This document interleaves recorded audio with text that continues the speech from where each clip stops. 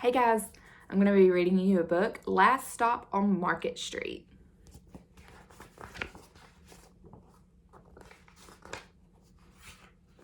CJ pushed through the church doors. He skipped down the steps.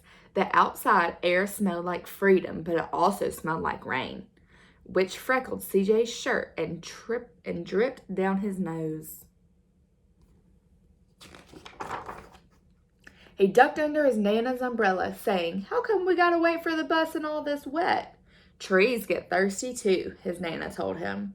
"Don't you see that big one drinking through a straw?" CJ looked for a long time, but never saw a straw.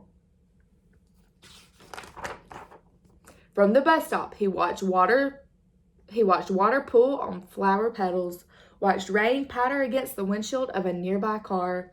His friend Colby climbed in, giving CJ a wave, and drove off with his dad. "Nana, how come we don't have a car?"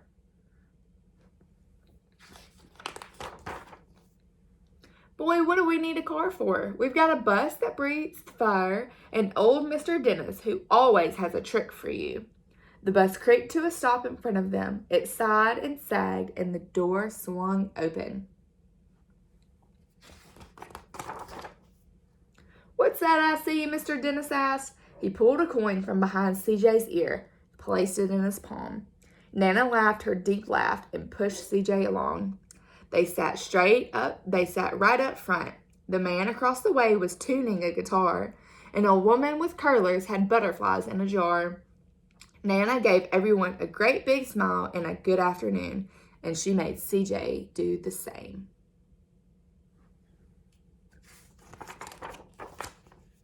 The bus lurched forward and stopped.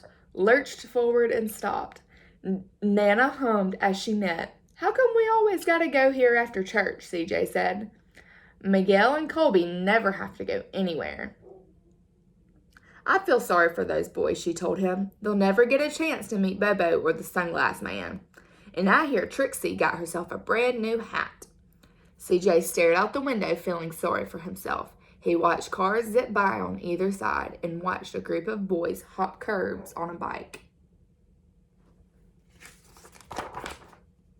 A man climbed aboard with a spotted dog. CJ gave up his seat.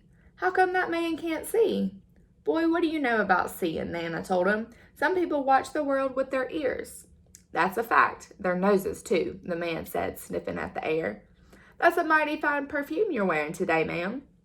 Nana squeezed the man's hand and laughed her deep laugh. So this man right here, he's blind, which means he can't see. So he has a dog to help him walk.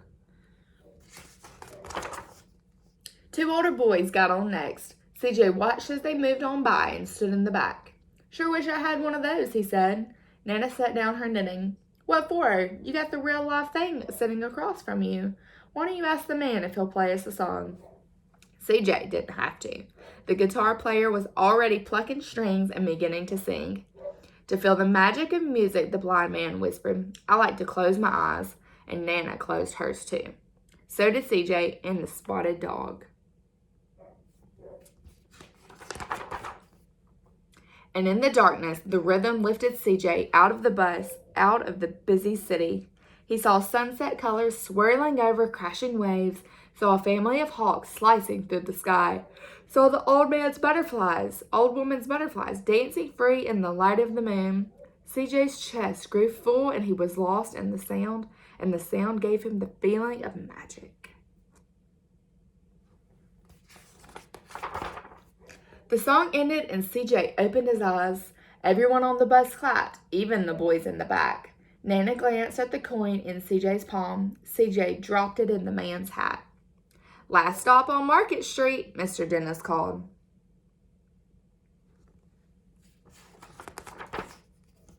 CJ looked around as he stepped off the bus. Crumbling sidewalks and broken down doors, graffiti-tagged windows and boarded-up stores. He reached for his Nana's hand. "How come it's always so dirty over here?" She smiled and pointed to the sky. "Sometimes when you're surrounded by dirt, CJ, you're a better witness for what's beautiful."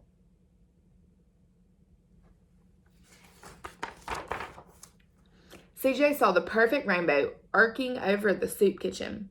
He wondered how his Nana always found beautiful where he never even thought to look. He looked all around them again, at the bus rounding the corner out of sight, and the broken street lamps still lit up bright, and the stray cat shadows moving across the wall.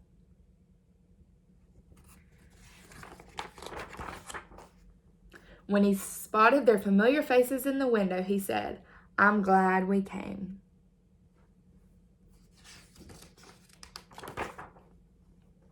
He thought his Nana might laugh her deep laugh, but she didn't. She patted him on the head and told him, "Me too, CJ. Now, come on."